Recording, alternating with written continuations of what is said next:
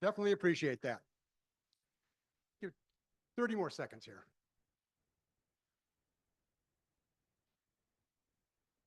Oh, what the heck. Good evening. I'm glad this evening has finally arrived. I typically begin a forum with an acknowledgement of the electeds and senior staff in attendance and a brief mention of upcoming Urban Chat events. Tonight, I know we all want to get to the main course, so I'm going to skip that step, but we do appreciate you being here. However, I should make a couple of comments about this evening.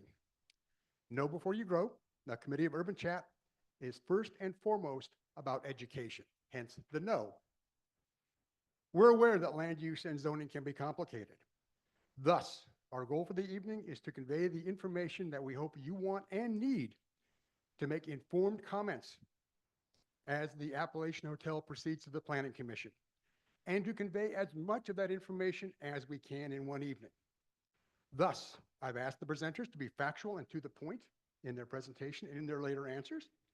And on your side, as you know, we're using a written question approach to keep us on track and to avoid disruptions that occurred in an earlier forum.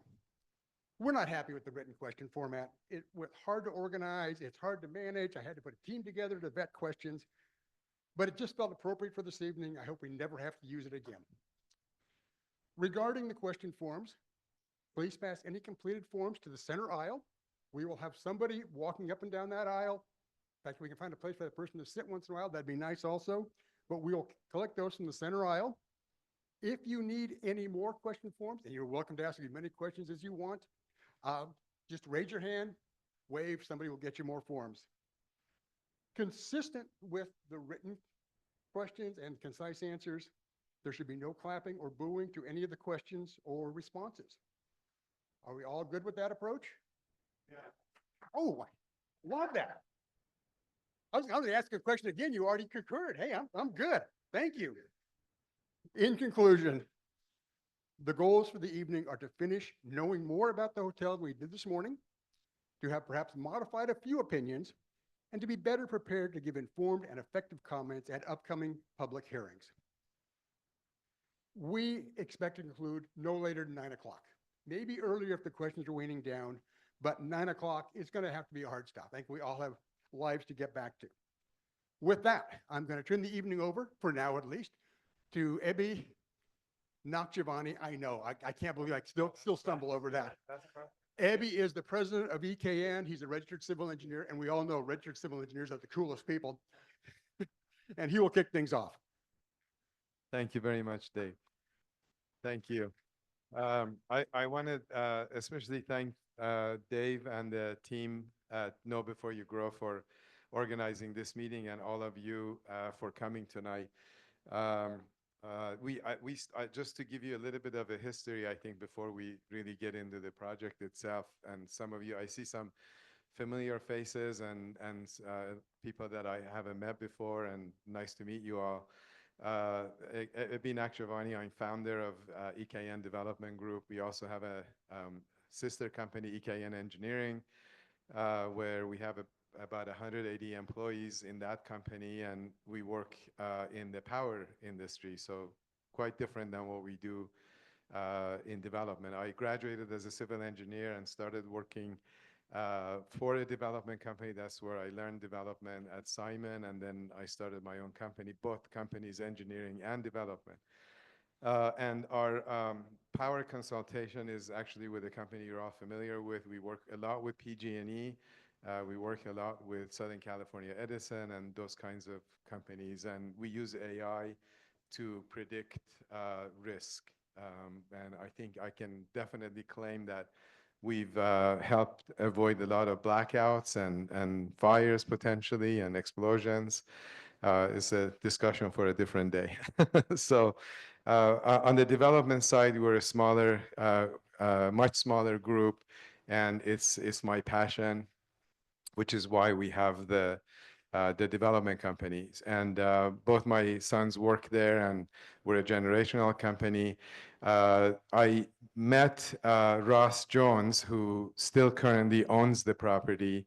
I think it was 2020. We haven't quite nailed down whether it was 19 or 20, but I think it was 2020. And I met Ross through a brand. One of the brands called me and said, there's a cool opportunity for a hotel up in near Sonoma. And if you're interested, I can introduce you. So Ross and I started as a partner to develop the hotel. And then sometime later, we decided that Ross wanted me to go solo. And so we agreed that we would move forward where EKN would purchase the agreement. So we entered into a purchase and sale agreement that still has not currently yet been consummated. We're still working on it. And so we got into hotel development mainly because, again, as opposed to other kinds of development was our passion. We wanted to be in the hospitality business. And Petaluma especially is the type of community, the city, the town that attracted us to come in, because also we very much focus on how the hotel will operate in the future. Not just how can we build the hotel now, but we build assets that we intend to keep. We don't build so that we could sell it on the market. And in fact, they're all different. If I wanted to package all of the hotels that we own, they all be different. We have 4 hotels in Rochester, Minnesota. Has nothing to do with our hotel by ASU, different clientele there. Our hotel in Monterey, different clientele there, and Petaluma will be, yet it's a different type of hotel. I'm here because I care about every one of our projects. Not just here because I care about this project, but I'm here because I care about how the hotel will be built, how it will operate, what its impact on the downtown will be, and what its disposition and success will be after it opens. Nobody, especially our lender, wants us to open a hotel that is going to fail. And believe me, they're a lot smarter than me. If they loan us the money to build the hotel, they've done their homework. With that said, I've been, I don't remember exactly how many, but as I always do, I always want to meet the community. So we started, I met Dave about the same time. I think I met Ross. At Ross's suggestion, we met with Dave because Ross said, no, before you grow is one of the important community groups that you should meet with. So we've had, I don't know, half a dozen to a dozen community meetings in various formats, some smaller groups. I've met with a multitude of members of the community one-on-one, in smaller groups. And, I want to thank everybody who came, not just people who I know, I recognize that have been very supportive, because I think this is about everybody at least understanding what we're doing and understanding why we're doing it. I don't think ever you have in a large community like this, everybody is going to agree on every single aspect of the hotel, every single aspect of the project. This is a very complex thing to develop these. We have environmental challenges, zoning challenges, limitations, what can go there. So anywhere between what can be built there now by right. So tomorrow, if we stop, didn't go forward, Ross could say, okay, I'm going to go read the zoning book, and this is what I can build here. 3/4 of it requires no parking. 1/4 of it does. I don't know exactly what the current by right is. And he can literally by his right can go build what the current project zoning allows. We're asking for variances because it's a different kind of hotel we want to build. And we want to make sure that the community sees it for the benefits we think we can bring to the community. And we're not here to force anyone. We're not here to arm wrestle with anyone. And as Dave articulated, we may not even agree with our philosophy. We look at it from our perspective and from the community's perspective. If the hotel is going to force a demise, Why would I want to build it? At the end of the day, the town will fail, the hotel will fail, we fail, and this will be my last project that we'll ever build, and for my sons. So when we started this project, we had the brilliant idea, and we spent actually close to a few $100,000 with a very prominent design firm that comes up with the concept, what the concept of the hotel be, not just the architecture, but what is the guest experience is what we call it. When they arrive, they drop off their car, what do they experience? Is it just you walk in and you check into a Holiday Inn Express, or you check into a Four Seasons? What does that guest feel? How many rooms, etc. And at that time, we had envisioned what they call a soft brand of a international brand, Marriott. And we were considering that because the soft brand allows you to basically build a boutique hotel, but it still would be on the Marriott portal. So if somebody wanted to make a hotel reservation, they'd go on Marriott website and they find Petaluma Hotel and they book it. But probably I would say halfway through my community meetings with your neighbors and some of you, it was vehemently communicated to me that we don't want a national brand, even though I explained that, this is not owned by Marriott. I will own the hotel, but it will have the Marriott name on it, and it won't even say Marriott prominently. It'll just say Hotel Petaluma. But unanimously, almost everybody said we want a local operator. We want a local boutique hotel. That's Petaluma. So we went through the very arduous process of changing the brand from Marriott, and I knew of, and Charlie had fed me graciously in one of his restaurants where is near my office.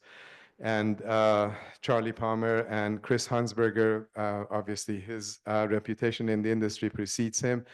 Many, many years at Four Seasons as a high executive.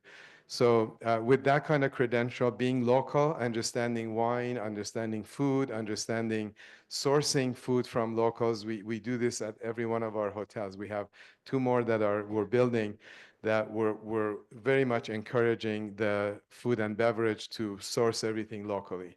That's our DNA, because that's how I eat. I try. In fact, I just stopped by. I forget the name of the store. That's right across the street is a small grocery, which I just discovered. I bought some local fruit. So, that's where the heart is. That's where the heartbeat is. And so Charlie and Chris graciously agreed to bring their brand Appellation to this hotel. And I think I can speak for them. They were excited about the opportunity. And we worked really hard to design this hotel with food and beverage centric idea, where you're not just walking, all of a sudden on the corner of B and Petaluma Boulevard, you're not walking into some sort of a check-in desk. So the corner is open. If you look at the plans, you literally are immersed already going into the bar and the restaurant, and there's a very small area of the hotel dedicated to the check-in experience. Otherwise, you're walking into a hotel bar that spills out into the sidewalk. The rooftop bar was the same idea, is looking at how can we bring something to the community. Because I say this all the time, I don't know how many people believe me, but it's true, is that our hotels, even though hotel just communicates transient, right? People come in from somewhere else, they're not living here, and they stay at the hotel. But every one of our hotels we've experienced, and also if you research it, every one of the successful hotels, I'm not talking about 400, 600 room hotels, I'm talking about community hotels, small boutique hotels. They survive because of the community. People come and they want to embrace that town. They want to see you guys celebrating your birthday, your Valentine's Day, or whatever the occasion, anniversary, or whatever it is, you're on the rooftop experiencing that. Otherwise, it's a ghost town. So we build, and Charlie and Chris have supported me in this. We've had more hours discussing how do we serve the local community, because the guests are going to come and they're going to eat one time in our restaurant, then they're going to go to all the other restaurants. They're not going to stay there for 3 days, breakfast, lunch, and dinner. So we serve the one meal to them. Who do we serve the rest of the meals to? Who's going to frequent the bar? Who's going to celebrate everything we're building? Is the community. So our focus has been on the community. And I know Charlie, I'm stealing some of Charlie's words and Chris's words, and I'll let them speak to that. But so the history is that that's how we actually brought in Appellation. And we're still dealing with many challenges at the site. You guys probably already know there's some contaminated soil there from Chevron. All of this is available, by the way, public record. Has all been submitted to the city, and everything is researchable. That we have to clean that up as soon as we touch the site. We have to export that out of the city and replace it with the building and clean dirt. So there's quite a bit of challenge and work, and we're nowhere near even getting close to an approval process. Tom Jacobson, our Director of Development, can probably answer some of the questions about that. Where we are at right now, we also got involved, and I'm not saying this in a derogatory or a negative way. It is part of the development process. We got involved not by our choice, but we got involved in a zoning process which was effectuated to allow the project to get approved, which is the area plan, which I know it was a predecessor potentially, I don't want to speak for the city, but it was a predecessor to the general plan that is been underway.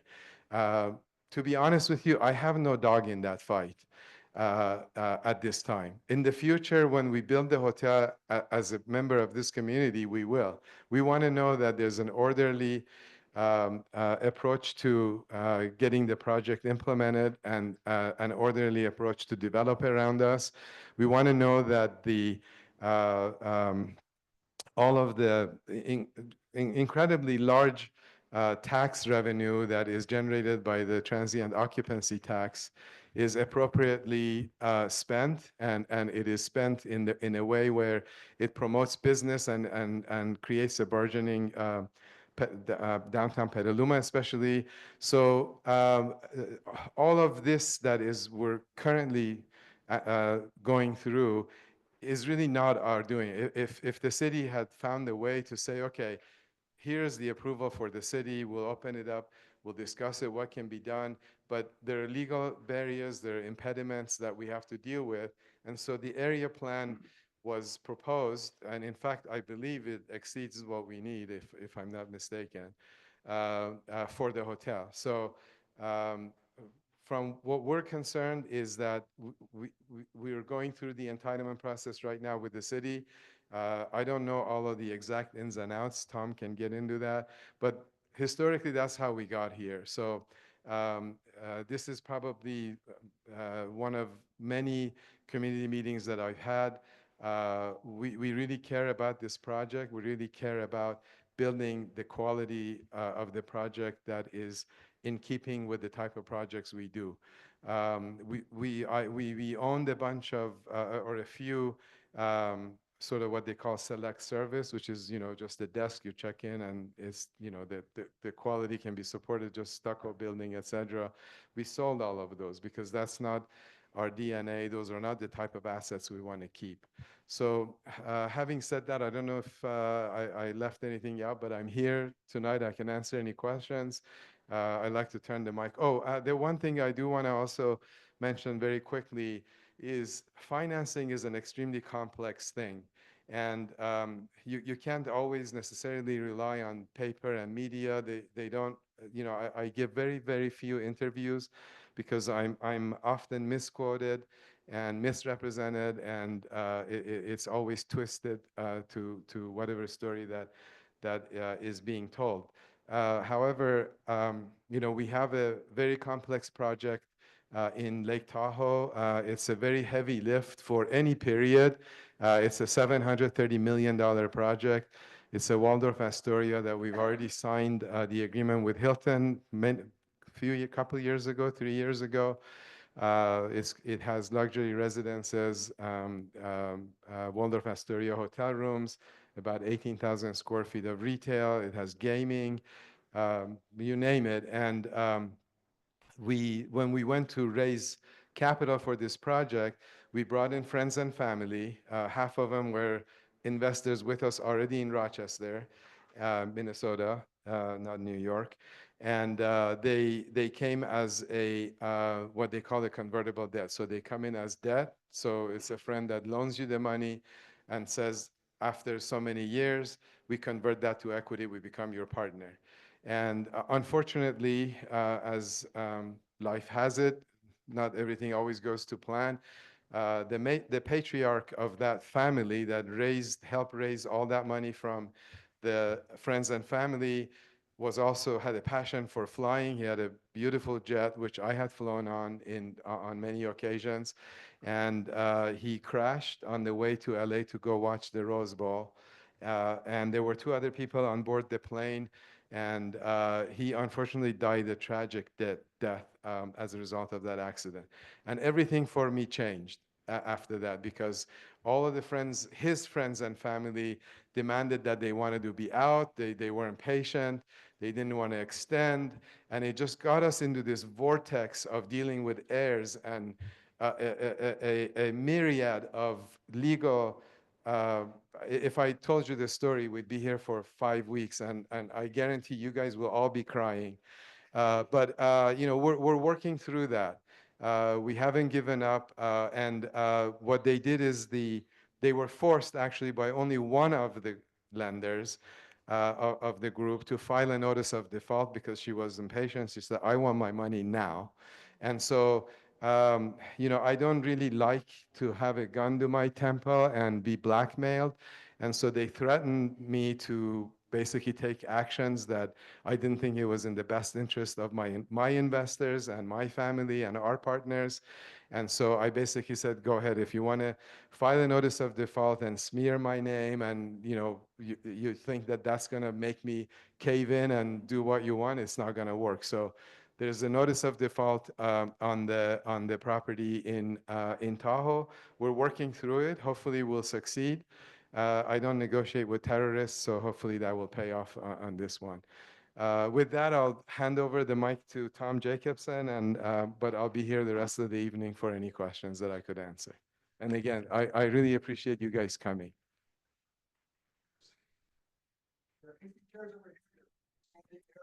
You better. If any of you want to go over here and sit, straight up front.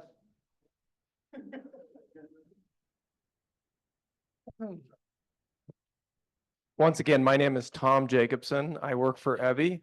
I am the gentleman that works on all the development side of things. So I run the development component of our development group. Like Ebbie said, we're really a family. Our development company is on the relatively small side for what they refer to as a family office. So you can look those up and you kind of tell it. Basically, family office means exactly that. It's a family that usually invests together, and it's usually associated with their friends as well. With this said, I'm going to try to be a lot more factual. So I'm going to throw out a lot of stats, and then when we get to the end and question and answers, we'll do the follow-up at that time. So obviously, the biggest discussion that we're going to talk about is the height of the hotel. The height of the hotel is zoned-wise. Today, you could put a 45-foot hotel on that if you wanted to. However, a 45-foot hotel does not function, and it does not going to be a viable hotel, a thriving hotel, to do what we want and I think what you want. And we can talk a lot more about that. But basically, you have to have a set number of square footage, keys, all the things associated with to have the level of service that'll happen. So our height is proposed right now to be below what the overlay part of the things going. We're also below on the FAR, which that stands for floor area ratio. We can talk about what that means, but basically that's the mass of the building. We also are over parked per zoning as it is today as well. So we'll talk a lot more about that on the height, and we can go and show some renderings and how it looks in the building. So one of the things also that comes up a lot is the historical significance of the building. So really quick, we listened to the community. There was a design, and we threw it out there. You throw out straw mans, and then you get feedback back on it. But before we start on here, I want you guys to understand, and I encourage you to Google this, look up Page Think. That is our architect. You can Google it right now, pagethink.com. They have over 20 offices. I don't know how many architects work for them. They're a very established architect. They've been around since 1990s. They've done everything from large government buildings to everything for, you can see their brag pack in there when you want. It is a very good architect, very well recognized and very expensive. So with that said, we took to them and we listened to the people. We listened to people that are historically significant. We asked them some things. These are some buildings that you all recognize up there that have key icons that were taken from that. And we're going to talk about that. Other buildings that you're seeing in front of you that are key architectural features. And we tried to incorporate, and we can show you why we did what we did. But this is currently the architectural proposal that was submitted on Friday to the SPAR package. So this is public record. You can go on to the Petaluma Gov page and you can pull down the whole plan set. What you're going to find is an architectural schematic level. So what is schematic? It means that you can't build it off of this. This is a conceptual ideas refined to a point where we feel good about it. This height of this building right now is a 5-story with a rooftop, but technically a 6-story building. So it is higher than the 45. It is actually right now it's 72. And per the overlay, if the overlay continues the process that it is, which is, I'll let the city staff talk about that. This building is buildable with the overlay variances that it brings. So with that said, I'm going to keep going. One of the things is about the massing and the height. So what you're seeing here is something that we did in-house. It's something that we do a lot when we do generation of renderings. We drop the building into literally a Google's map, and you look at it and position it. So what you're looking at, though, right now is from a bird's eye. This you'll never see from when you walk by the building. But everybody claims that we always pick the one that doesn't look the biggest. This is the biggest shot we can get from it with the surrounding buildings. And we can talk a little bit more about that as well. But I think you can kind of read where it's at. This is looking from the backside, actually looking toward River West. Going back on another thing, talking about the historical significance. So we have identified 3 major areas where we're going to bring art into our building. The 3 areas we'll talk about, but this is just one where we're looking at this rendering. We're going to put a mural. So the mural on this side is just a placeholder, just so you understand. It's not designed or it's not saying this is our mural. The other one is going to be on the corner of building, well, I'll do the next one. The next one is the whole streetscape. So this is looking over down into Petaluma, over Petaluma Boulevard. And this face right here, all of that streetscape would be another element for art. We have the canopy component, we have a tile component, and we also have a lot of wrought iron component in here. And we'll talk about what that means, but when we go to the SPAR package, when you go and pull that down if you like to, we've identified these 3 areas of art. This is the second one. And then the final one, whoops, I'm going to go back. I don't know how I go back though. Back arrow. This one? Oh, okay, perfect. This is the other part. We call this the corner element. This is going to be the largest piece of art for us, which is, this is the corner of B Street and Petaluma for those, and we're looking directly at that corner. So that corner of the building is going to have a art element that almost is, it's going to be a dominant feature. And we tried to actually put it in the rendering, and quite frankly, Ebbie, remember, we failed. And so we actually took it out because then everybody's going to start focusing on it. But it's going to be a local artist, and it's going to celebrate Petaluma, and it's going to celebrate, and it's going to become a big part of the Petaluma environment. So with that said, I think everybody, these are some other view perspectives. I think now these are part of the CEQA process. If you're not familiar with that, if you got an hour afterwards, I'll walk through it, but it's a process of disclosure. It's all part of California law, but these were part of the CEQA. This kind of, you probably understand where this is at, so I will kind of flip through these just so you can see these. This rendering that was used for this is the biggest massing that we would ever propose to do. It's not as big as the overlay would allow us to, but we used a very big one, so when the building gets smaller, it will be fine for CEQA. So that's why these are shown here. Just flipping through these for you for information. And then we're required to do some back further ones, and you can see the building starts disappearing, obviously, when you get back further. With that said, the process for the approval for a building permit is through CEQA, or not CEQA, through CUP. Well, that's the SPAR, and that is something that is started on Friday. So that's a public process. It's ran by city staff, and it's also controlled by the planning and also the historical committees. So those are people that have been appointed by your elected officials, and those are people that we as the applicant will be in front of them and will go through the process. We encourage all of you to be part of it. It's open to the public, it's recorded, it's through the process of the city staff, and it's something that where we will walk through the the CUP process, and then that allows us then to get our variances through the overlay, and then that would allow us then to proceed to getting a building permit. So all that said, I don't control when we get heard, but we submitted on Friday. Normally, it's a 30-day process for the staff to review it. So sometime in May, I would anticipate would be the hearing for CPHC or HCPC. So with that said, I'm going to let it stop there, and I'm going to turn it over to Charlie. Sorry. Okay.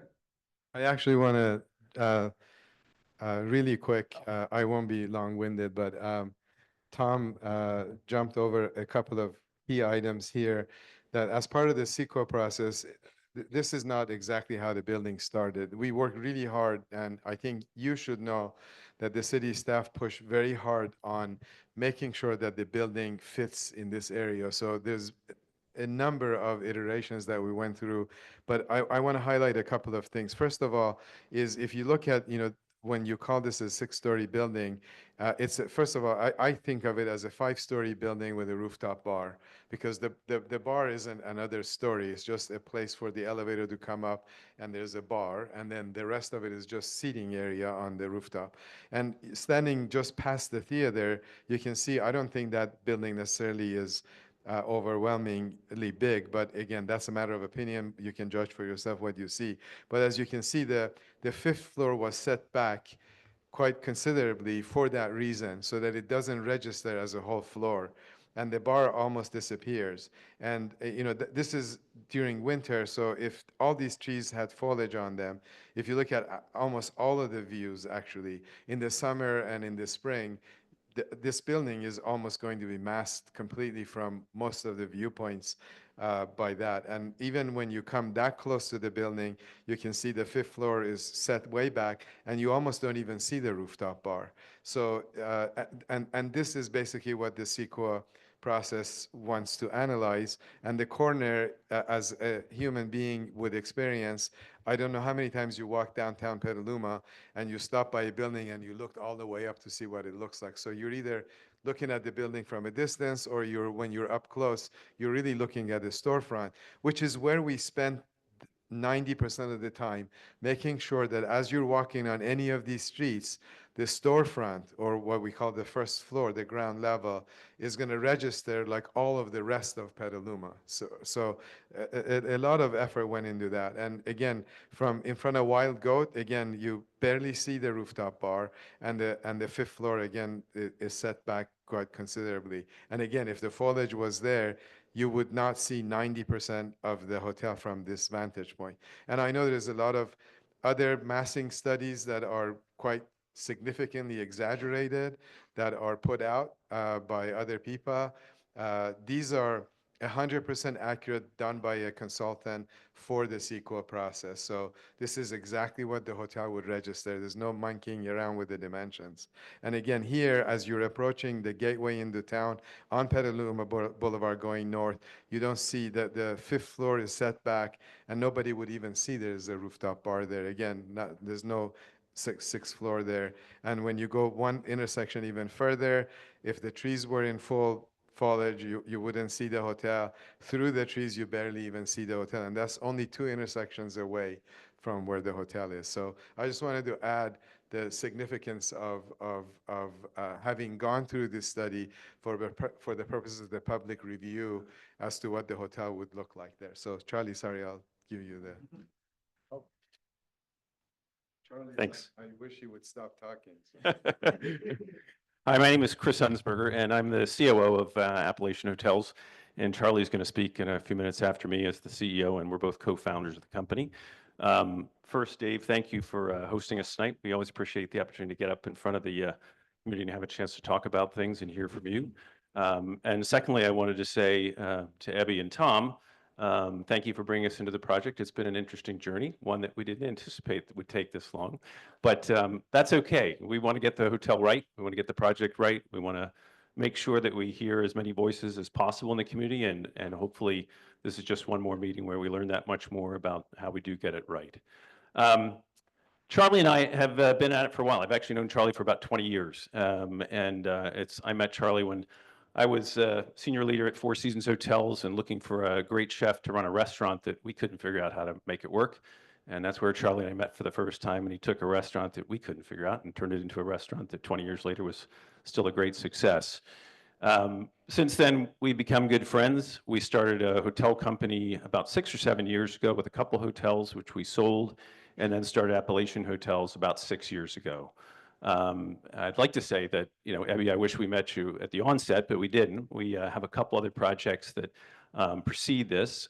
Some of you may be aware today, we have a hotel project up in Petaluma. We are in Petaluma. We have a hotel project up in Healdsburg, where Charlie and I call home. And that's where our offices are, but we are truly Sonoma County residents. Charlie's split his time between Sonoma County and New York, where he grew up, but has spent the last 25 plus years of his life raising his family here. I didn't have that good fortune, but I realized about 15 years ago it was a place that I wanted to call home. Charlie lives in Healdsburg, I live in Windsor. But one of the things that attracted us was initially the call when Ebbie said, would you like to look at a project here in Petaluma? And then knowing that Petaluma was always a place that we saw as a great place for us to build another hotel in Sonoma County, it registered with us very quickly. And although the journey has been an interesting journey to get to where we are tonight, it's one that we're here because we really believe in Petaluma. We love Petaluma. Petaluma is not Healdsburg. We have a couple other projects. We have a project in Lodi that we've operated now for the last year. We have our project, as I mentioned before, in Healdsburg, which will open up in August of this year. We have another project after that in Morgan Hill, but you'll notice that everything we're doing is very California-centric. It's really very Northern California-centric. We're not trying to build a hotel company like some of the big hotel companies Ebbie mentioned earlier. We're not trying to be a big hotel company. Everything we do is one hotel at a time. And we talk a lot about what is our DNA as a company and the key things that really are our DNA as a company. One is we talk about the importance of people, and that is the importance of people in the communities that we're looking to do business in and to be a part of those communities. And that's a very, very, very important part, whether it's other businesses, whether it's residents in the community there, whether it's any and all stakeholders.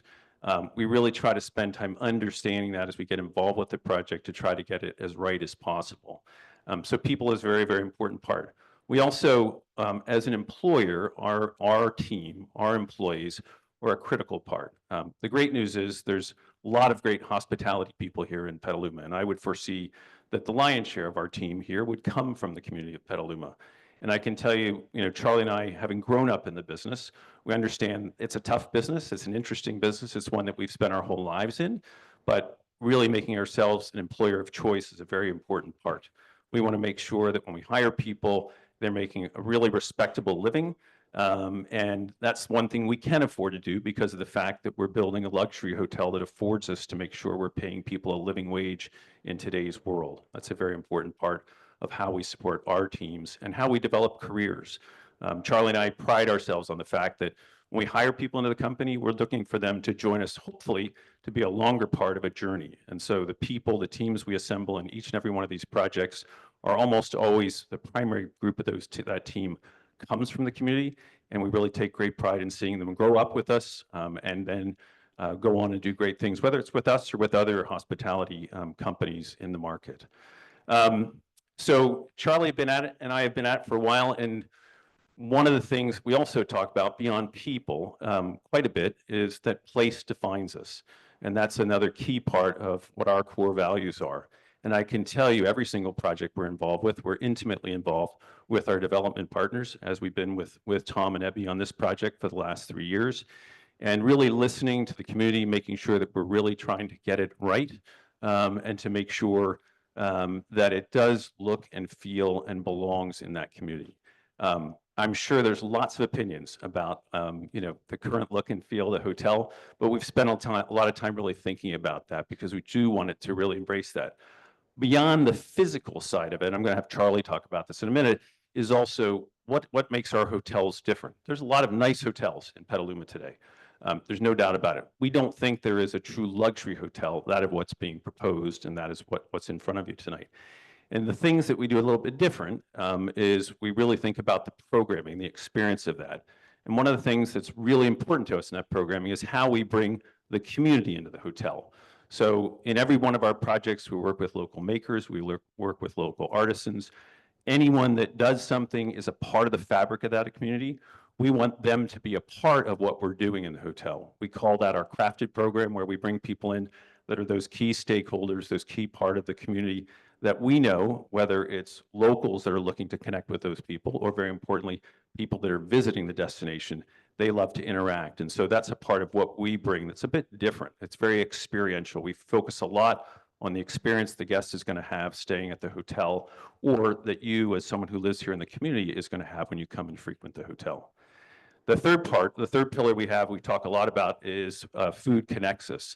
And I can talk a little bit about that, but I'm going to have Charlie talk about that in just a second. But we really believe that, food is a key defining part of the hospitality experience that we're building. And I can tell you, in our project here, as Ebbie alluded to, we've got a great ground floor restaurant that will really open up to the sidewalk, and it welcomes all. But I will tell you, in every single one of our projects, probably 70 or 75% of the patrons of our restaurants and our bars are local residents in that community. And that's really what we build them for. We believe that if the restaurant and the bar are popular with locals, the hotel guests will want to stay there when they come and stay at the hotel. I'm sure some of you have gone to hotels before where you've walked in and you wonder, wow, there's not a soul in this restaurant or bar inside this hotel. That's not what we do. We really build restaurants to bring the community in a place where locals want to be, and not just for special occasions. We use the word approachable a lot about the experience we're defining. You could come to the restaurant in Petaluma when it's open and celebrate an anniversary, a special occasion. But we also want you to think there's a place where, hey, I haven't thought about dinner tonight. Let's just go over to the hotel and have a casual dinner. So we really try to welcome any and all for that experience that you're looking for, and that's a key part of what we do. So that being said, I'm going to turn it over to Charlie because food is really important to us and how we connect into the community here. One of the things that almost every city in Sonoma County has is a great network of farmers and people that are making things that ultimately we have the good fortune to use these local products and incorporate it into our menus, into our bar programs, our mixology programs. But here we feel really fortunate because, as you know, I'm not telling you anything you don't know, Petaluma is very rich in its heritage and its culture, and we'd love to be a part of celebrating that. So Charlie disappeared on me. Over to you, Charlie. Over here. Yeah, I mean, I'll just echo a lot of what Chris has said, that, what we envision here is a restaurant that really celebrates what's happening here in Petaluma, and I will go back to Appellation just for a second. What the meaning of Appellation is really a place. And when we wanted to, come up with the name of our hotel company, and every single project that we do, which is not many, but a handful, is about that very specific and very unique place where this hotel is located. And our goal from the beginning was to always look at each hotel individually, each project individually, and really celebrate where it is, because it's very different, even say from Healdsburg to downtown Petaluma, or from Healdsburg to Lodi, California, which I didn't know a lot about until 3 years ago. Or Mohi for that matter, Mohi, which is now I've learned is Morgan Hill, but everybody calls it Mohi now, right? But like looking at each one of these places individually and what's happening locally there, very, really locally in that area. And that's what our goal is. When we start to look at menus, even creating what the restaurant's going to be like, it's like, what makes this very special for this specific place, this locale? And like Chris said, I mean, Petaluma we're very fortunate to have all the things, all the great things that we already work with. I can't, name numbers of different ingredients that come from here, from Petaluma, from, very surrounding areas, and just um, you know, we've had relationships with all these people for 20 plus years. I've lived in Sonoma County now for 25 years. I was just, my wife just told me, we've been here 25 years. I said, wow, that's a lot. Our four sons grew up here, all went to school here and had their lives here. And my oldest son now moved back, joined our company here and lives in Windsor also. So for us, like Ebbie was saying, this is a family business for us. This is where we want to be. This is where we live. And this project in itself is very special to us because that's just where we want to be. I love New York. I'm a New Yorker at the heart. We have a home in New York, but I like to visit New York. I want to live in Healdsburg. I want to live in Sonoma County. The other thing I think that is important to bring up is, in this area in Petaluma, for years, I'm a student of wine. I'm not a winemaker, but I do make wine with a partner. I grow grapes. It was always one of my dreams to move to Sonoma County and grow grapes and make my own wine as a chef. We've had the good fortune of doing that for 18 years now. But it was always interesting to me that a lot of the greatest fruit that we were seeing in different wineries in Napa, in Sonoma, or town of Sonoma, whatever, were coming from the Petaluma Gap. And I'm a student of wine, and to me, it was always interesting. Like, these are some of the greatest vineyards in the country, in California, but maybe in the country, right? Maybe in the world. But these wines are being made in other wineries. They're being made in other wineries. They're being grown in Petaluma, in the Gap, as they say. So I'm glad to see that the Gap, what we're going to do in this restaurant, in this rooftop bar, is celebrate the wines of the Petaluma Gap. And when I say that, I mean, that's really important to me. Like Dry Creek Kitchen, we only serve wines that are grown in Sonoma County. That was a commitment I made to our partners and the people that we enjoy having in the restaurant, and they're great partnerships. And that's a great way to put it, I think, because they come to the restaurant, they support us, they support me, we support them in the biggest way we possibly think we can. We show the wines in the best light we possibly can. And that's what we're going to do here with the wines that are right here. Some of the greatest wines in the world. We do Pigs and Pinot every year. It's our 18th year this year. Pigs and Pinot is an event that started as a small fundraiser to build a library in a church or in the Catholic school in Healdsburg. Has become an international event. We even have wineries from all over the world that come to this. And a couple of years ago, one of these wineries won the Pinot Cup, Blue Farm, grown in the Petaluma Gap. So I was like, this is what the wines are like. This is what should be happening from here. So that's just a small example of it. But that's what's going to be celebrated there. I'll talk a little bit about, the rooftop bar to me is really important, and I think could bring something really special to Petaluma.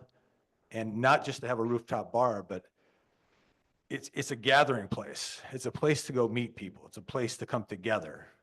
And that's not hotel guests. Believe me, hotel guests, when they come and they experience that and be able to be, rub shoulders with locals, sit in a restaurant and have, two winemakers sitting at the next table sharing their wine with them, that's the greatest experience you can give somebody that comes to this part of the world and wants to know what it's like to be in this special part of the world. So that's what we try to provide. And I can tell you when that happens, it's pretty magical. But most importantly, it's about bringing community together, sharing drinks, sharing a good time. And I think that's, that really happens in a rooftop bar. We have several rooftop bars all over the country, but the one in Napa, I think, is a good example of that. That's brought that Napa community together in ways that maybe wouldn't have happened otherwise. And I'm very proud of that. And I think that's, I know that's what we can do here. So That's just a little bit about, the hotel and the food and beverage and what we're going to do here in Petaluma. And I want to thank everybody here for coming tonight and listening to this and learning more about this.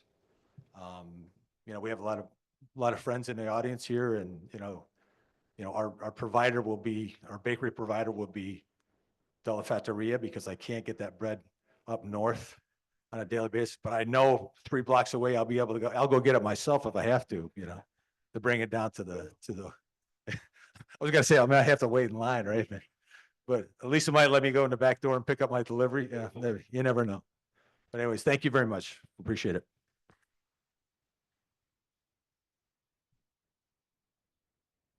And you have a mic there, right? We're good? do. Okay. We'll start with an easy one. Will the current worldwide financial meltdown impact the project? If so, how? Will it cost more? Will supply chain issues impact construction schedule?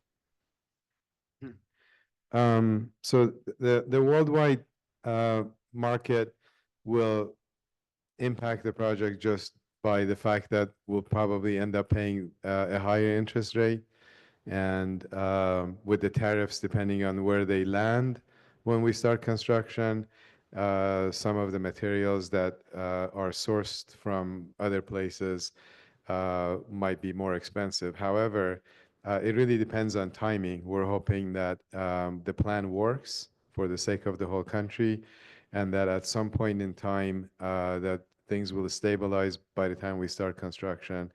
Hopefully, the plan will also work. If the interest rates obviously go down, it'll be in our favor. So, but at the end of the day, these kinds of fluctuations for a project of this size will be not detrimental, but it will definitely affect it. But we've always had a long-term view of the market. We never try to time it.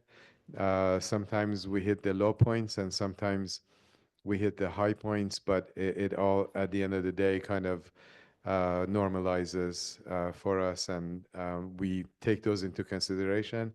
When we run the economic model, we also have a system where we call stress test, and we stress test everything, almost every horrific scenario, to see that if the project, where are the 2x4s, where beyond those points the project will fail. And unless that's a really wide gap, we don't undertake the project. So if it's hanging by a thread, when you do a stress test, you know immediately that it's not going to work. So did I answer the question? I think you did fine. On the topic of finances, it has often been noted that the hotel will generate $750,000 per year for City Hall. Can you explain the assumptions behind this, such as room rates, occupancy rates, downtown spending, et cetera? Yeah, absolutely. I'll give it a try. We have a director of capital markets, as a lot smarter than me in finance. But we prepare a business model that is based on market studies. So, and these market studies are done by several groups. The lender, one, our investors also, as well as the brand and the local experience. And so we take a significant amount of data for this type of hotel, and those assumptions go into what the occupancy rates are. And those occupancy rates start kind of weak in the first year, a little bit stronger, and what they call standardization and stabilization, which is usually projected in the third year of the hotel's opening. And based on those occupancy rate assumptions and hotel room, what they call average daily rate assumptions, we come up with a total revenue for the hotel. And then our economists, both in-house and third party, they run an analysis of how much revenue the hotel is expected to generate through room rates, as well as the food and beverage. So there are three sources of revenue: sales tax. I know not all of that goes to the city, but the what they call the transitory occupancy tax, which is TOT, that is pretty much all kept by the city. And so the analysis of that number comes from how much revenue the hotel is expected to generate, and then of that amount, what tax revenue is generated for the city. Okay. Completely changing topics and a question I had never heard until today. And the writer sort of really tees it up here by saying what a great project it is. Assuming this lovely hotel is built and would attract many visitors to the area, my question is, has there been any discussion as to where these folks would shelter in the event of an earthquake, fire, or other disaster that would require evacuation? If not, it would mean displacement for neighboring residents who would also need access. Wow. I've never heard that question either. Tom, What's that? we had that. We got that question. Well, yeah. Yeah. Tahoe has a much bigger problem because it's basically bound by one highway and you have one point of entrance and exit. Do you want to I'll take take it? I think to answer the question quickly is that we'll meet and exceed all the building codes. And a lot of the building codes are anticipation of those type of occurrences. So generally saying a new building would withstand these type of natural caused hazards better than maybe an older building. Yeah, I would agree. I think our parking structure might be the safest place in town. Oh, sorry, came back to me too quickly there. As we knew, building height comes up. Developers are about to build an 83-room hotel in Sebastopol. Why can't you lower your room count and build at a 45-foot height? Great question. The answer is the site would not allow you to build an economical, viable, thriving hotel that supports the things that Charlie and Chris and Ebbie talked about. So the key count is critical for the success of the hotel. So the answer quickly is you have to go up to get the keys.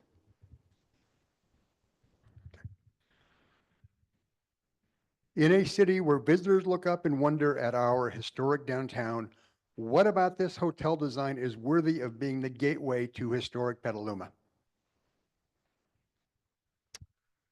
So that's a great question, and thanks for asking it. We have taken a lot of effort to listen to people that have identified historical significance of buildings. We then took all those and tried to make something out of it, and it looked like a Frankenstein, to be frank. With that said, we kind of allowed our architects to meet with other local architects without the developer, by the way, and to take all the information that was brought to them by historically consultants for Petaluma, and also the listening to local architects, and they came up with the design that we have now.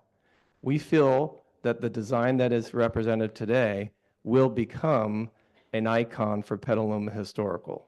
So the answer is, we believe the architecture is good, and we believe it can get refined. However, we don't want it to try to be a Frankenstein. It doesn't work. Okay. The historic hotel in Culver City is perched over the city below. There is a lovely history artifact window in the hotel to the street. Would a Petaluma history window be a possibility? I don't know what the historical window is, so I'm a little at loss. But I will tell you, what you will find is that we celebrate the place, as been discussed. Celebrating the place will be done through the place where people can touch and feel things. Specifically, the area that is the streetscape. One of the things that when you dive into our design, you'll see that there's details in the building where people can see them and touch them that will tie them to Petaluma. not only the makers that will bring and provide the food and the provisions that'll be highlighted in the restaurant and also the rooftop, there'll be makers that'll be highlighted in the design and incorporated in the building. Some examples of those things will be tile work. There is a tile maker, for example, that's within a walking distance of our property that we've had discussions with of how to incorporate those in the design. And it would highlight something that the artist would like to bring forth as a Petalumian highlight or artist. So this, Ebbie and I are not experts in what makes Petaluma, but there are people that will work with us to make that. So there's an example. Metalwork is another one. Petaluma has some great metalwork people here. Those are things that we like to have people touch. And so they touch that and they feel it, and then we tell them the story. That helps us create this authentic experience that we're trying to create here and utilize all the great history of Petaluma.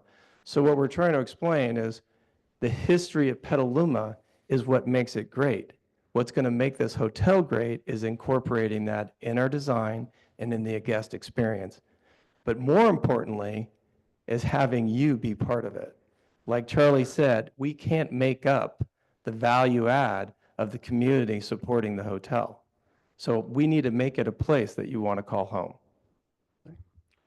Dave, can I add to that very quickly? Because just in fact, probably not earlier than a week ago, I had a meeting, and I don't know if that person is in the audience or maybe hopefully watching on camera. When we're talking about the architecture, a member of your community told me this story, and if I need to find out, unfortunately I don't remember the name of the university, that this gentleman told me that they all got together and decided that they were expanding the university, the college that was built at the turn of the previous century, and they wanted to make sure that the new building is kind of in line and architecturally appropriate for the university. So they not only incorporated all of the different column types and finishes, etc., but they also tried to age some of the material so that it actually fit in. And he told me that it was an absolute disaster. And I agree with that. And the reason is that we're not building Disneyland. We're not trying to create an image of what Petaluma already is. You guys have incredible architecture, but then you also have the plant, you have industrial buildings that were built, you have buildings that are, it's extremely eclectic. So trying to take any of the buildings where the images were and do a literal translation of them and replicate it, it will in fact take away and detract from the beauty of those buildings because somebody tried to repeat that. I think we need to celebrate what's already there. It's beautiful. And the new building needs to actually take the motif and kind of take the ideology of an architecture that's not fighting it, but however it sort of becomes enduring and lasting. So I've actually really clinged on to the story of the university, and I'll ask that gentleman to actually hopefully maybe send me pictures of what that university building looked like, because he said now it's built and nobody can tear it down. And he said the rest of the university was made into architecture was made into a mockery. So we have to be careful when we say architectural significance. And Tom is right. I'm not an expert. Tom's not an expert in it, but there are a lot of experts who've gone to school, studied architecture, and have taken. We have about 1,000 pictures of the downtown buildings. Where all these people have gone together and thought about how do we translate it. Will everybody agree with them? Will everybody do it the same way? I bet you if I gave you guys all pens and paper and a camera, there, as many people are in this room, you'd come up with that many designs. So, I think we have to come up with something that that's, generally acceptable, and it actually sort of melts away into the background of Petaluma without really calling attention to, sticking out like a sore thumb. So, but again, that's our opinion. I know there's people here who disagree and have other ideas, but we have to do the best we can with the experts. Would the rooftop lounge be a real public space or only available to rent out for private parties? No, it'll be completely open. Absolutely, we'd invite. I'll let Charlie address that too. It'll be for the local people. Book it for parties, weddings, whatever, and we will encourage and invite people to come up there and enjoy it. Charlie, you want to add? Yeah, I mean, you know.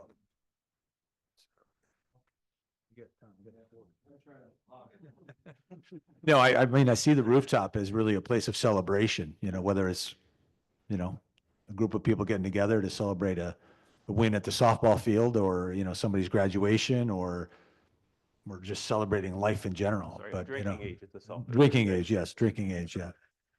Well, there's men's softball, huh? Yeah. What? Regular hours? Yes, yeah. Okay. Yeah. Yeah, and I think it's multifaceted. I'm sure you haven't seen, there's areas of it that could be, carved out for a group. But and always accessible to people. I mean, we want people to be able to come there frequently and use it, and, for whatever reason, and have a great time. Yeah. I'm sorry, I want to add one more thing about that is because, our company, especially at all of our hotels, I firmly believe in programming. So it's not just we build the rooftop bar and hope people come.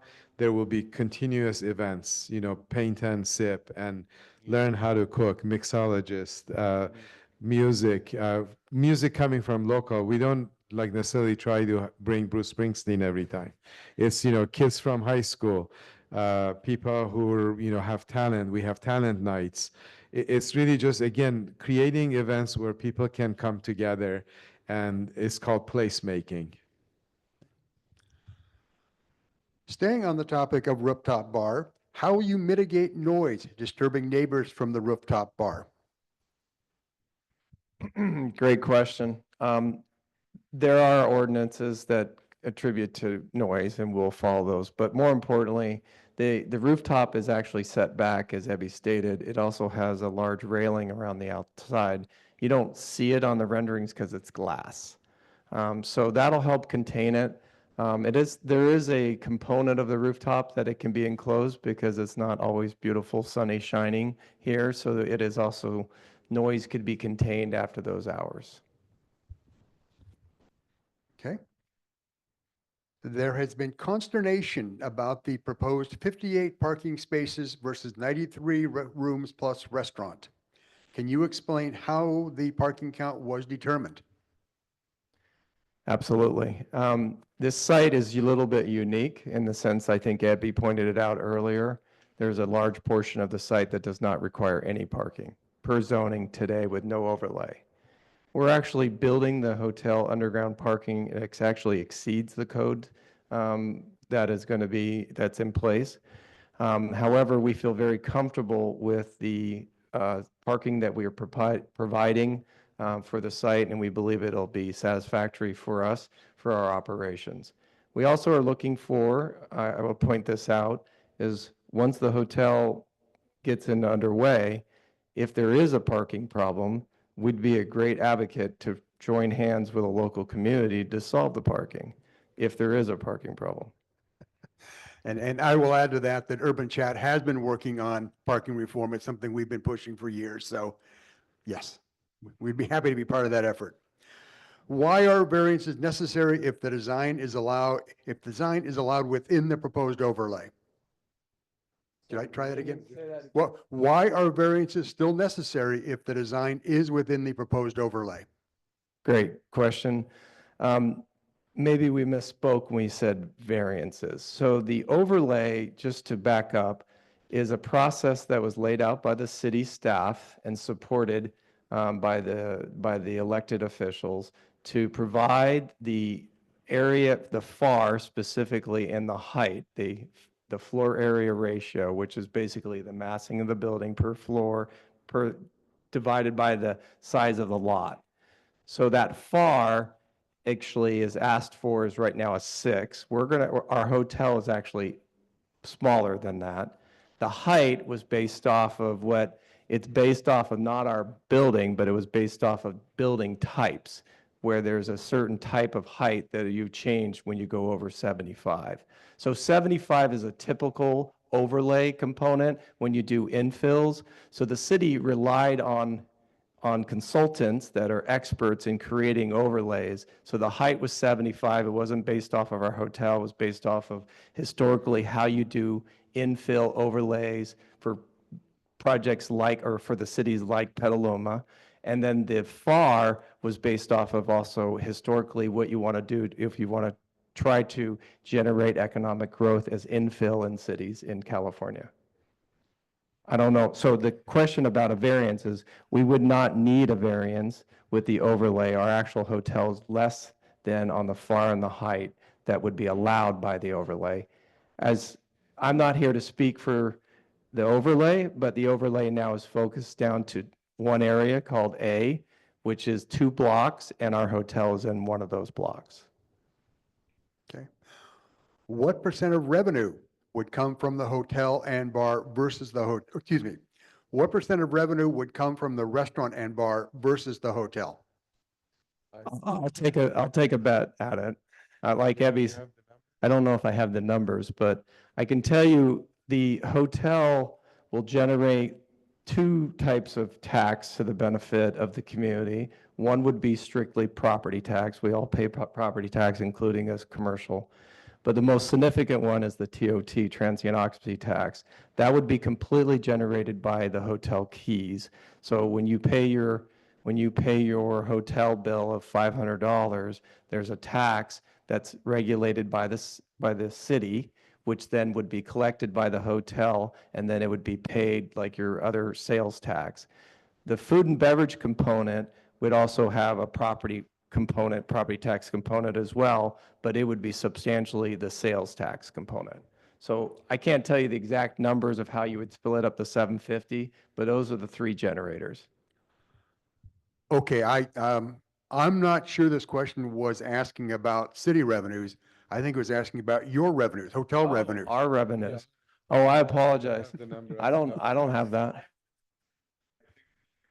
It's roughly about 60% of the revenue is room revenue, and about the other 40% is the food and beverage revenue. Can we get a repeat of that on mic for the recording? Apologies.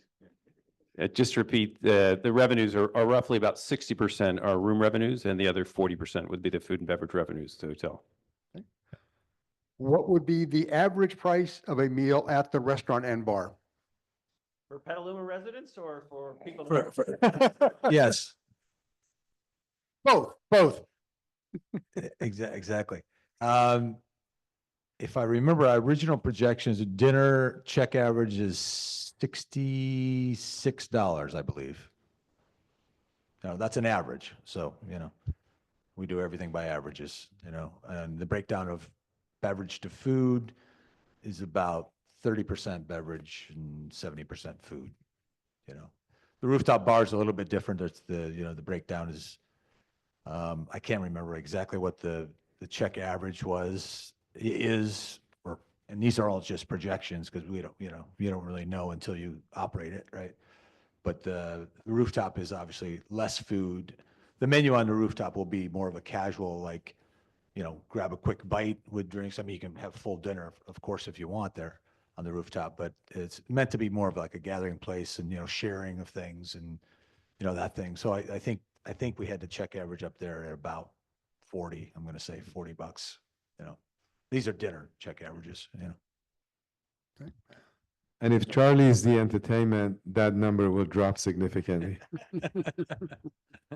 Just to add what Charlie said, one of the things we take great pride in is, and we do this very regularly in Healdsburg, we have a locals night once a week.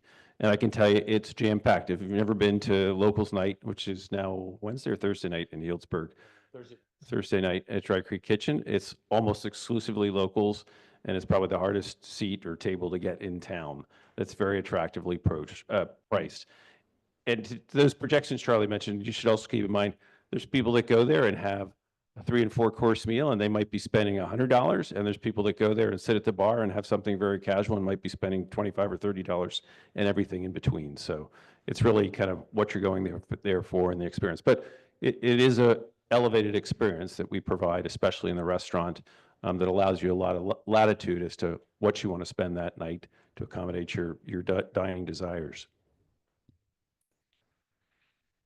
A marketing question. What is the current occupancy of existing Petaluma hotels, and will your hotel fulfill a new need, or will it pull clients from the other hotels?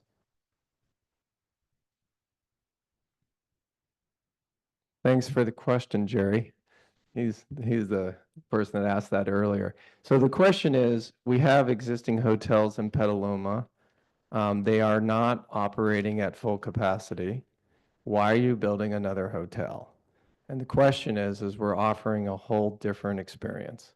So the existing experiences today, and you can look this up if you want, it's tax record on Sonoma County, who in the county is pulling down how much TOT, transient occupancy tax, which is the one that has the biggest benefit to a community.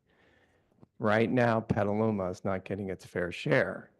And you ask why, and then one of the reasons is that you're missing one of the bigger classes, which is the luxury section, than the other counties. So if you look where the counties are getting, the cities within that group, if you look to see where it's coming from, the large numbers are coming from luxury. So we're proposing a different type of a hotel experience. And I don't think I see any of the hotel owners here or GMs, but I welcome you to call them and ask them if they support this hotel. And the answer is going to be yes, because they don't see it as a competitor.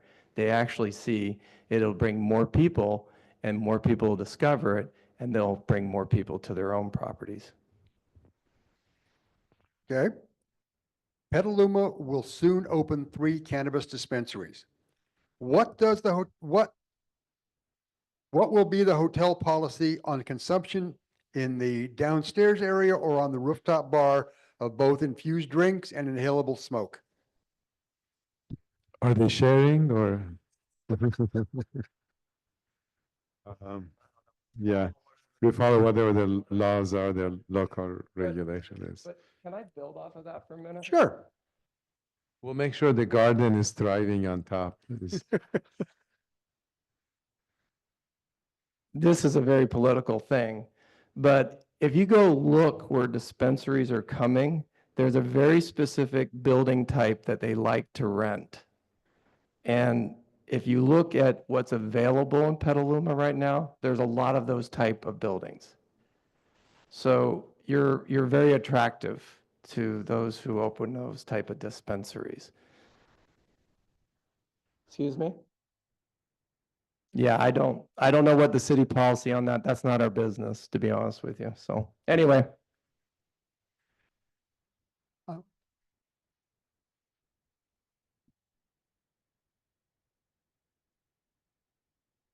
In the hotel, so the question is where we stand in the downtown area in terms of consumption. Are you talking in the hotel or just in the downtown area?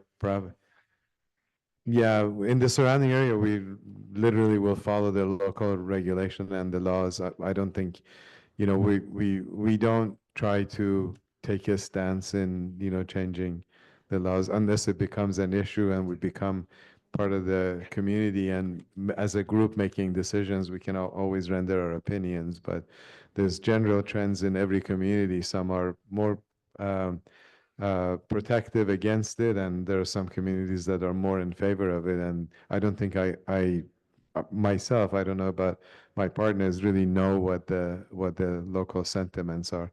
Frankly, this is the first time I've dealt with it. Okay. I appreciate the clarification. Smoking laws, I mean, that has to be applied to, right? And I mean, but as a stakeholder in downtown now, I mean, I would get together with the other stakeholders in our, I don't know, micro community, whatever you want to call it, and see what everybody's opinion of it is, because I think that's important. I think it's an important thing to see what like in Healdsburg, we just have one dispensary now, like it's in the center of town. I could say today, I wouldn't even know it's there. I don't know, you know, how it's affected anybody, you know, in our community. There was a thing because it was too close to the schools.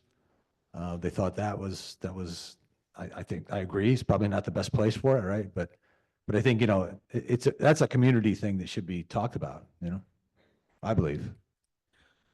Thank you for the clarification on the question, but truly, we do want to avoid, because we lose control of this if too much of that happens, so thank you. Petaluma has ambitious climate action goals. What sustainability measures are you taking, and will you be all electric?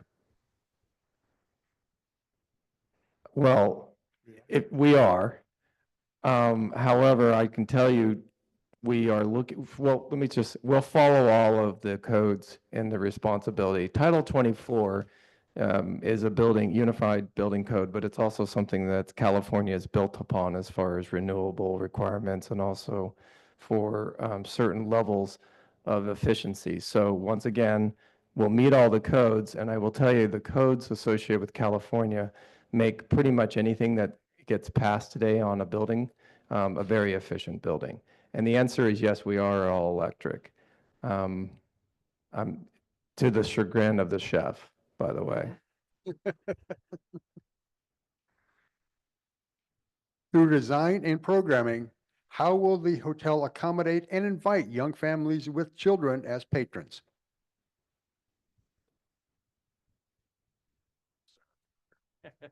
I mentioned before the crafted programs we do. That's a thing that we do that are really focused on celebrating local makers, local artisans, people that are part of the fabric of the community.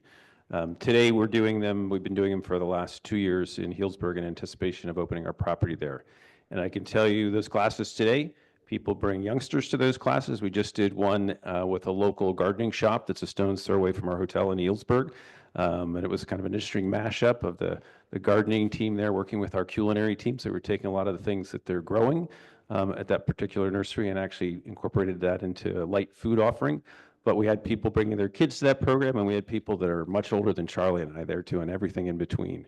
So we like to be very inclusive. I can tell you that programming, some of it is very adult-centric. We do mixology classes. We do programs with winemakers and other things like that. But for sure, we're very inclusive. And again, we consider ourselves approachable luxury. We are not trying to be something that is very exclusive and excluding others. We really like the community to make it feel like, we build it so that it really feels like a part of the community and that anyone is welcome to be there. Okay. How long will construction take, and will Petaluma Boulevard and/or B Street be closed or heavily disrupted during construction? Good question. This is an urban development, so it will be like you would build in downtown. Our site is very small, and so currently we would have off-site, what we call staging centers, where you would bring in all the deliveries, and then it would, from that point, you would actually pick off of a truck. So if you've seen anything built in downtown urban, what they do is there's going to be a pull-off on the B Street. Nothing will be impeded on Petaluma Boulevard, but there will be a pull-off off of the B Street up against the site, and then there's a tower crane that comes and picks everything off. There's a lot of efficient ways to build urban, and we'll take advantage of all those things. We are interviewing our contractors. All of our contractors understand how to build in urban environments. And they're required to submit a plan. Well, yeah, all those things are part of our submittal of what we do and how we do it. But that's our general plan. Going back to finances. This is somebody who has apparently read the application. Your TOT figure can only be achieved if all 93 rooms are occupied 365 days a year at an average rate of $427 per night. Doesn't this seem awfully rosy? Actually, I don't think that's a true statement.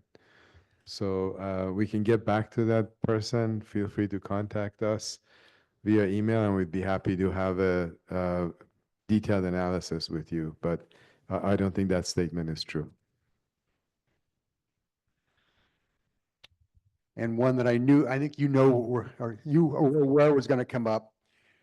Will you use union labor or pay a living wage to your construction workers and your hotel workers? So there's two parts of labor that we'll deal with. I'm going to have the labor post management answered by Chris. I think he already hit it a little bit. But we also rely on the best trades to build the most cost-effective but value-added projects. So as Ebbie pointed out, we're not a build and flip company. We're a build and hold company. So we build for the long term. And so we partner with contractors who can maximize the value. So I heard union wage. Union wage is a very big discussion in construction. Currently today, I just came back from Monterey. I actually literally drove up from Monterey to be here.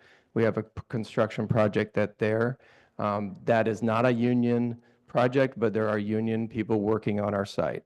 So I would believe that we aren't going to make any commitments of being union or non-union until we hire our contractor and understand what the requirements will be.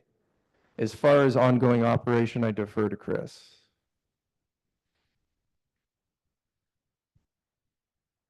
Thanks very much, Tom. So I will tell you, of all the hotels and restaurants we operate today, I can think of only one that's unionized. And I think a good reason for that is the fact that we pay very fairly. We pay very competitively. We're building something that's very unique. And each one of these hotels we're doing today really want to be best in class in that market. In order to attract people that want to be a part of that, and we don't hire people just to join us for a month or two. We join people that want to hopefully join us and have a career with us. And so we pay very, very competitively, very, very fairly. Our benefits package is very generous.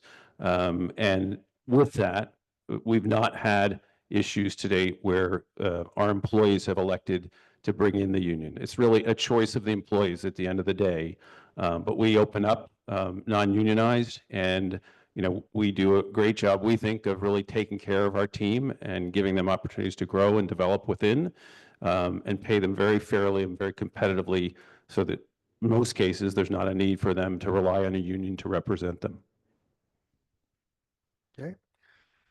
Going back to parking, if valet parking is used, how would it work? For rooftop events or for several guests arriving at the same time?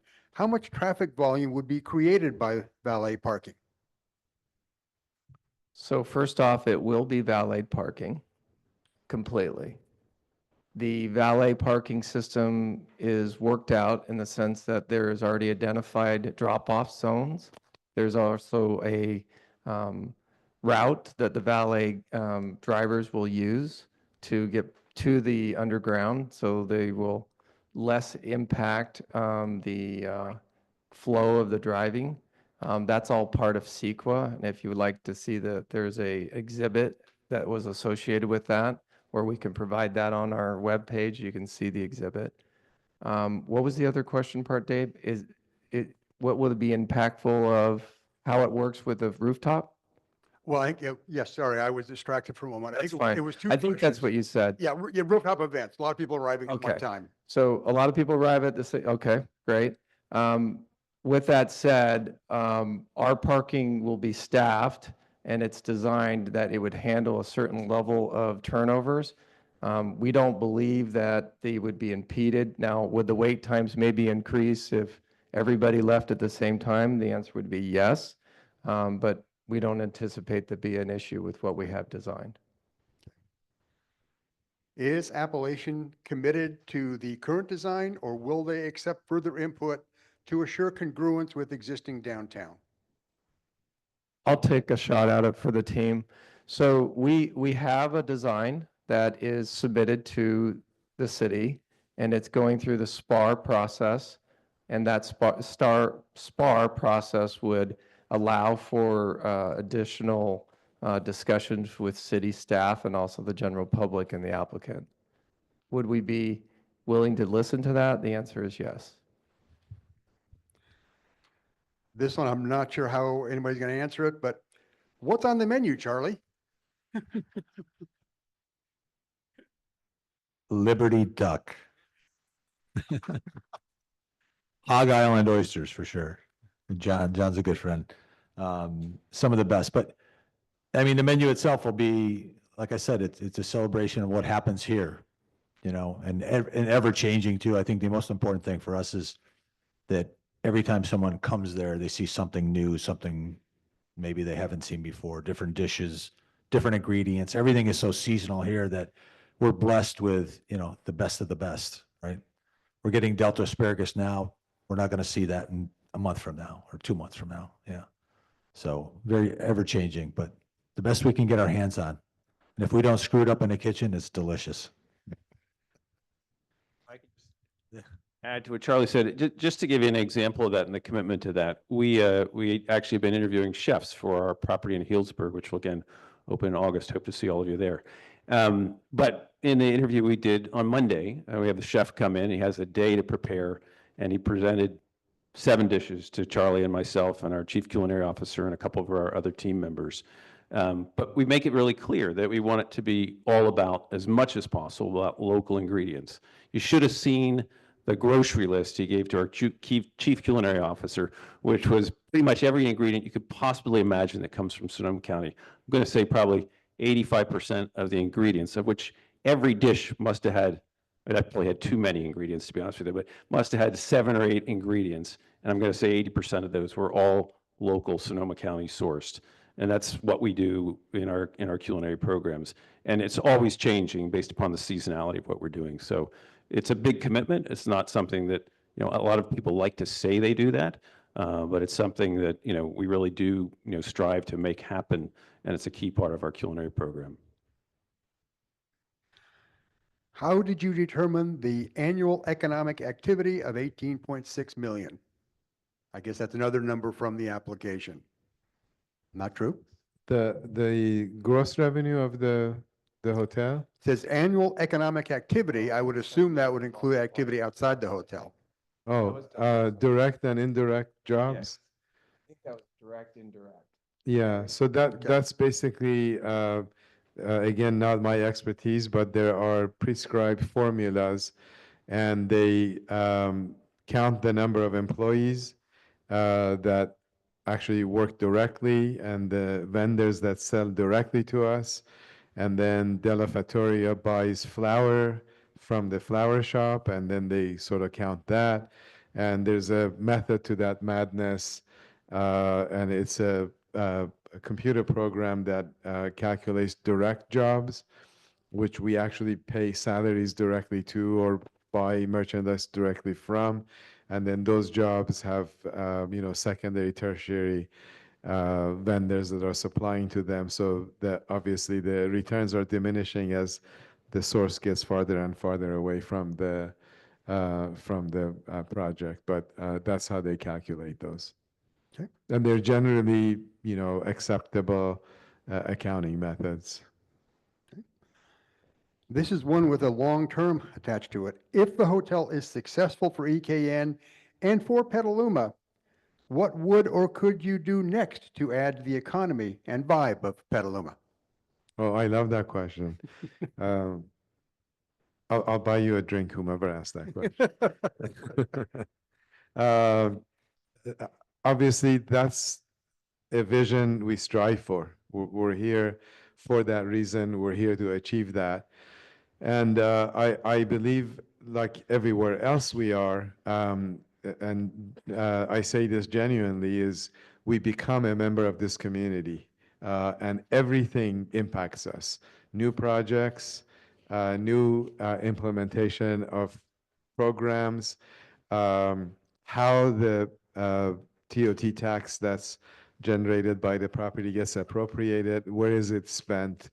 And we also have direct programs that we're promoting. We have a director of in our office, and I know Chris has in his office, of programming, where we continuously are looking at how do we bring people, how do we have people attend, how do we participate in festivals, how do we contribute to those things, how do we donate to those things, how do we promote things that make Petaluma's DNA thrive.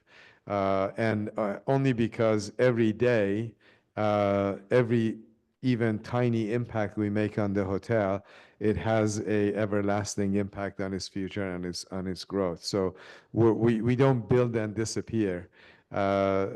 This is why Charlie's and Chris's team will be on the ground. We monitor on a continuous basis.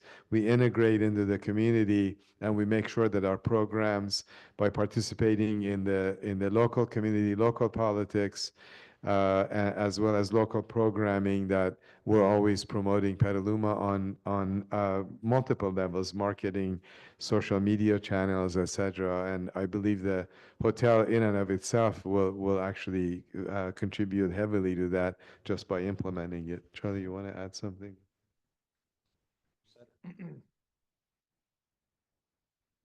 Okay. Regardless of the outcome of the overlay, can Appellation guarantee that the hotel will not exceed 5 stories plus rooftop bar? Guarantees 5 stories plus rooftop bar. That's what's been proposed. Yeah. Exactly. They're guaranteeing you, they're asking for a guarantee you will not go above that. Yes. Would have thought that. Yes.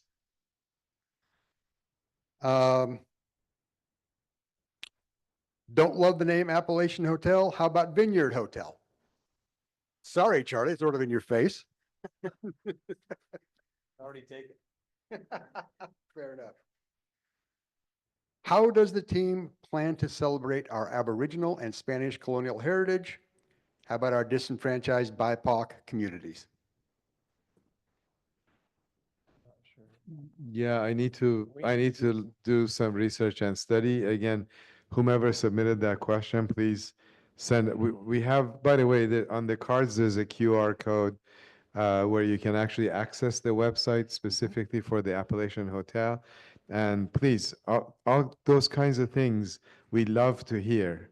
So if there are things, I was also told that there was very similar question, that there was in the hotel location and area, there was a forgotten Chinese heritage that we also should take into consideration. So as hotel developers, we're also have the propensity and the desire to be historians, because we always go back to the root of what made that area what it is. And so I encourage that person to please send us an email with as much information as you can, and believe me, it won't fall on deaf ears. But one answer is through programming. One answer is we want to celebrate all of those holidays, events, food types, drink types, heritage, culture, that we bathe in that. So it would just make our hotel a better place. So please submit more information. Okay. Yeah, so I can write it down, so what was it? What was the name? You want me to But find then, it no, again? the last name that was on that, the forgotten heritage. But BIPOC. BIPOC, thank you. You're familiar with the acronym? No. Thank you. Okay, most of the questions remaining have already been answered or are similar to ones that have been asked. There's one here that's fun, and then because we're still a little before 9 o'clock, I had promised that if we did finish up early, we could take some verbal questions. So start thinking about it while I ask this question. And my last question. What is the biggest misconception about developers? Huh.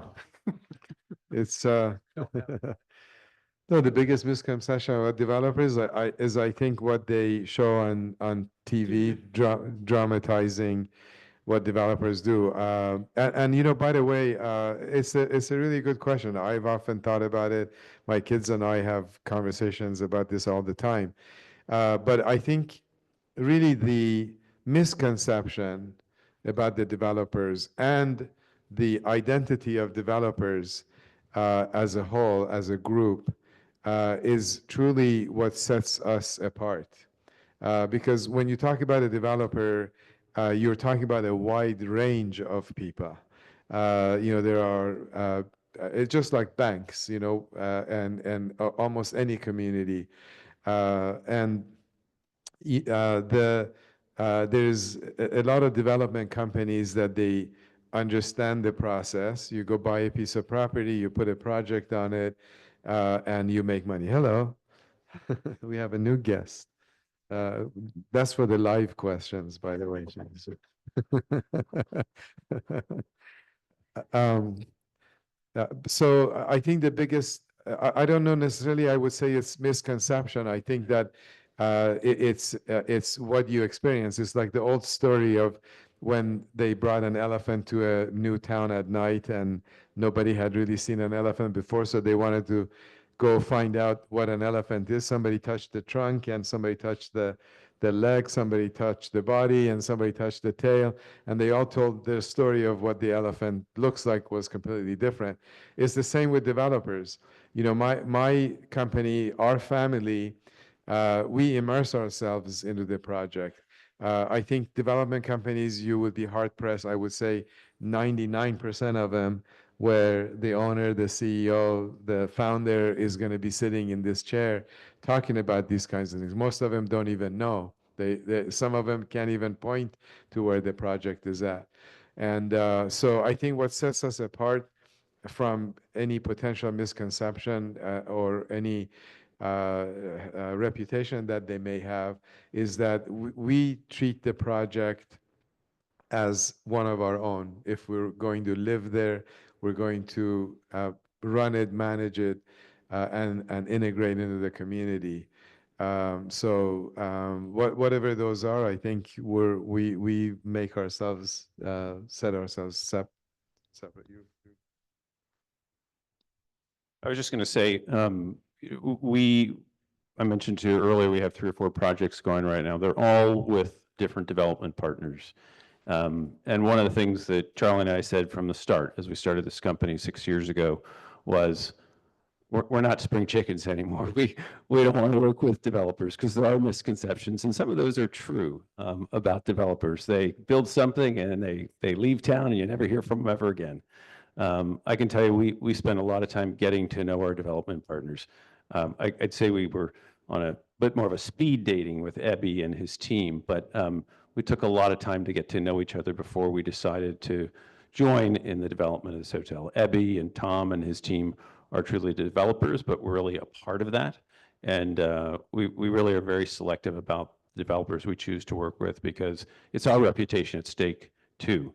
Ebbie and Tom and their team will be around and will own the hotel long term, but we're the ones also that are going to be associated with it. You're going to see a lot more of our faces than you will ultimately of Tom's and Ebbie's.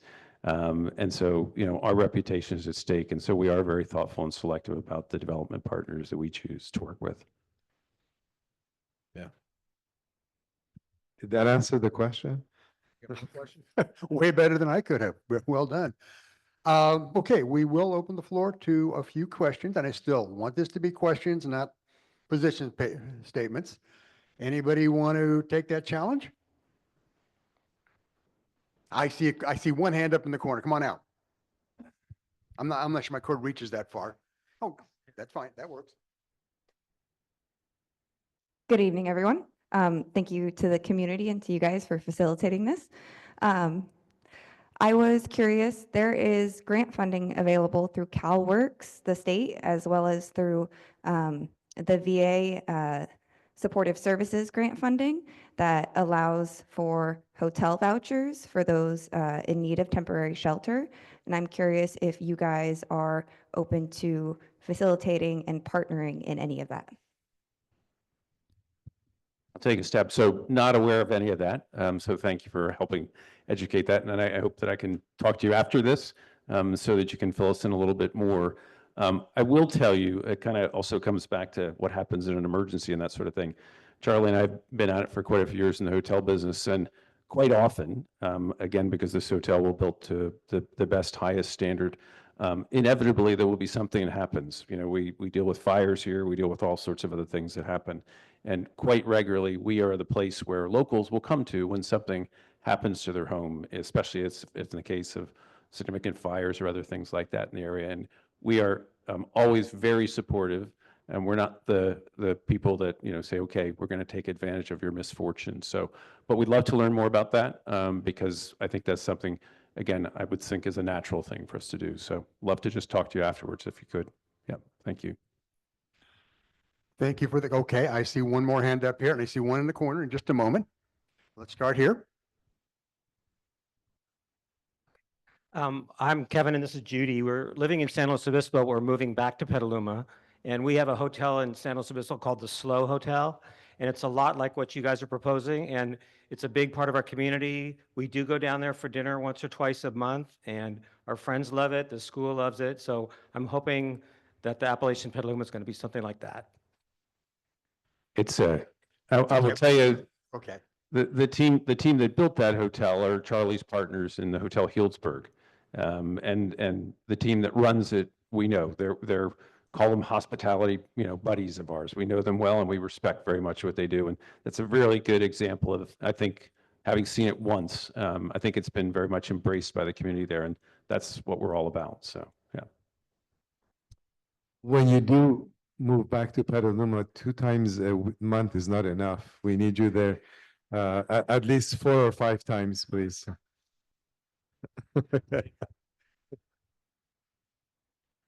Didn't I see a hand in the corner also? Can I get you up to one of the mics? Well, no, we yeah.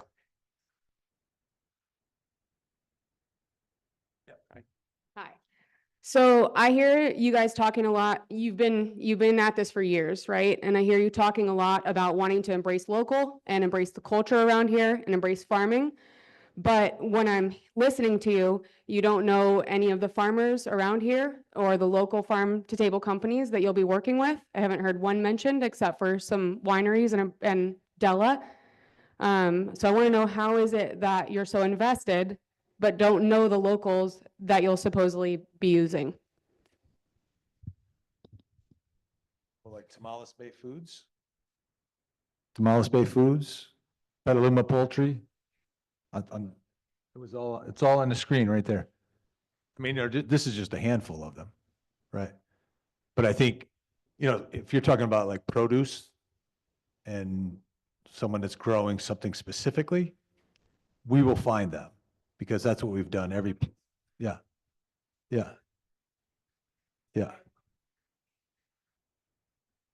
Absolutely, 100%. Yeah. I see one more question there. Perhaps you can get to that microphone. I want to add one more thing. This is an open and true and honest invitation. We will always have a website that has a question and answer and an outreach portal. So we very much welcome, if say there's a small farmer that's even farming in their backyard, or there's a musician that wants to come on rooftop and perform, or an artist that wants to display, we fight to find those people. So we welcome, it'll be open. We love for people to reach out and say, I have this service, or I have this product, or I'm local, and we open the door to them.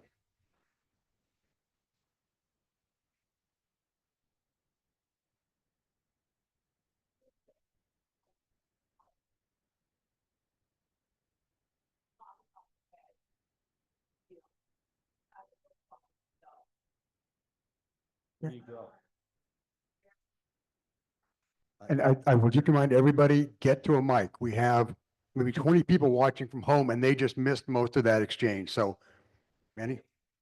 Well, no, I think at this point, everyone in the room has heard it.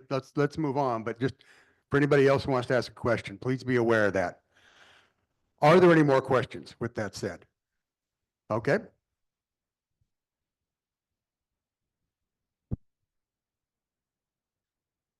Before I ask the question, I don't understand why you, Dave, select the question that you want to ask, because there was a lot of questions were submitted and you just passed them on and you said they were answered, they weren't answered. So to you, Charlie, do you understand how against this project the majority of the community is, and why come into an area that is actively expressing that they do not want this here? I didn't hear that answer, Dave, and you should, if this is an open forum, you should ask all the questions.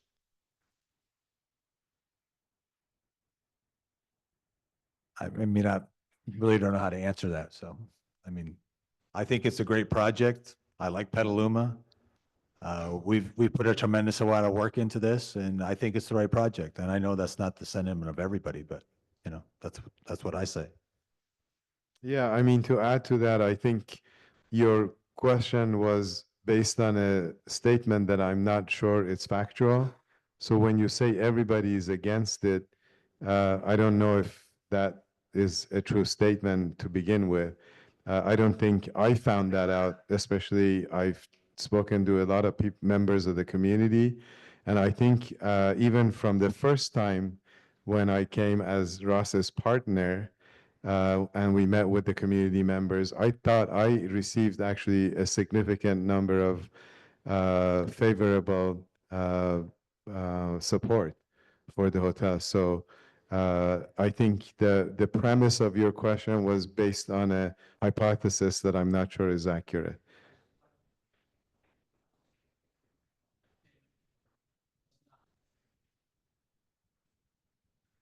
Well, and I will just jump in, seeing as the question was originally directed at me. Not that anybody was supposed to be directing questions at me, but that happens. From walking door to door, from talking to people, yes, there is absolutely a lot of people who don't like this project. There are a lot of people who strongly endorse it. There's a lot of people who barely know about it. But the fact that the Downtown Business Association has endorsed the project, I mean, it would be really interesting if we got everybody up to speed and we had a vote. I think it would pass pretty easily. I don't truly know, but, and I think the reason I didn't ask the question is I thought a lot of it had sort of been answered in the conversation in their initial presentation. So, okay. On that note, any further questions? I see something. Come on up. Yeah, that lady's been asking for a minute.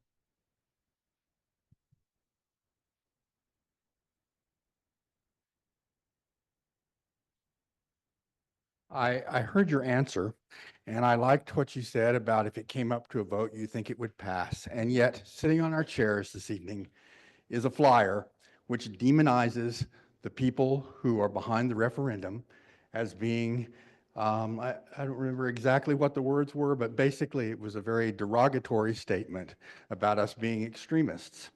And so I think that your statement is contrary to that statement.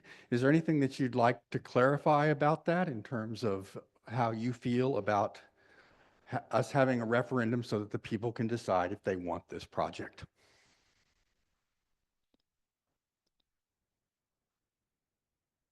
I think we would be getting into a very long debate, but I can give you a short answer. It may not be exactly what you're looking for. So typically from the standpoint of dealing with this process, we go through and we do as much exploration as we possibly can from the community to see if a project is within sort of acceptable ranges of the community. And there's a lot of other things that govern our actions. The existing zoning, for example. Ross as a property owner, I can't speak for myself, but Ross as a property owner, somebody who spent money and bought that property, has his rights. And the current zoning governs that. So anywhere in America, when there's an existing zoning, the owner of that property is allowed to go build what's on that property. And anything taken away is a takeaway. So what we're asking for this new hotel, and we're putting it to a vote, and I don't know whether it would pass or it wouldn't pass, it all remains to be seen, is that we propose a project and then we go through the process. Some people are against it. Some people, whether it's a majority or a minority, we can't determine until whether it's a referendum or whether it's by vote of the politicians. We assume only, that the community as a whole elected leaders. And typically we should be able to rely on that there are these people, ladies and gentlemen, that dedicate their time to running the city on behalf of the citizens of that community, and that their vote, their questions, their directions, what they tell us they want to see, how they direct the staff who's working for the community, we should be able to take those at face value, right? And so I think one of the things that I know, at least on one item that affects the zoning of our property, which was Area A, there was a majority vote in favor. So the referendum, it basically is against the Area A, or the overlay A. And yeah, you're absolutely right. People could vote separate than the way they voted to elect those officials, and now it's basically a re-vote for the project. I understand it's only for the overlay and not just for the hotel.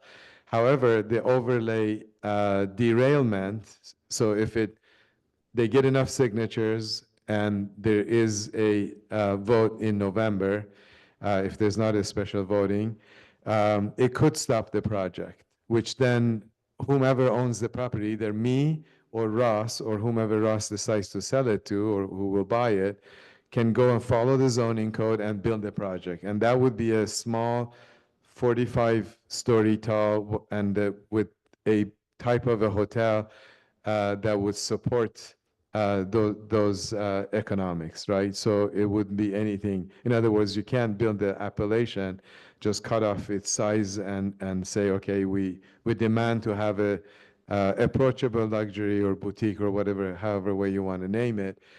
You would end up with something else. And that's not us. We wouldn't be building that. If we owned it, we'd probably just sit on that property to figure out it will either fit what we can build or not. So yeah, we can't guess what will happen. Whether the people who are, I don't think we demonized, at least that wasn't the intention. Our goal and intention is to educate. So if it was perceived as, demonizing, we wanted people to know that, be informed as to what that decision means. So if they vote for a referendum, I very well could go away because I'm not interested, first of all, in a fight. I don't want a fight. I don't want to fight the community. I'm too old and too tired to come in and try to battle everybody. And I don't need it, honestly. So if there's a referendum, nobody wants me, I'm going to go away. And then the members of the community, everybody, not just the people who vote for the referendum, however many signatures that takes, after that referendum, what I'm proposing goes away. So we're just trying to educate everybody that be careful if you vote and I go away, I just want you to think about what you would end up with. And I've heard the entire gamut of the answers. I've heard people say, I love chain link fences. I love chain link fences. I just want that property. I want to be able to see the mural, and I love chain link fences. I've heard people say a 45-foot select serve building is just fine by me. So I've heard all the answers. So there's no, I'm not trying to sit here and determine what will happen. Obviously, within the law and the provisions of the law, all these things are available. As you said, referendum is available. We can't stop it, so it will go forward as required by law and by the citizens.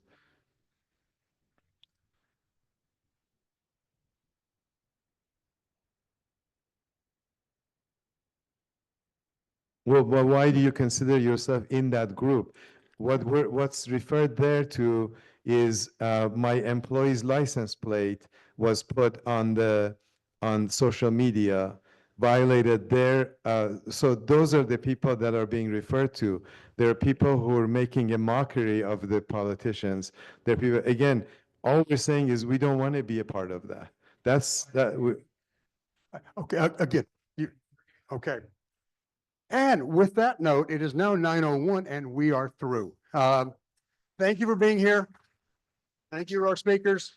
Thank you, everyone. Really appreciate everybody coming and spending your evening with us.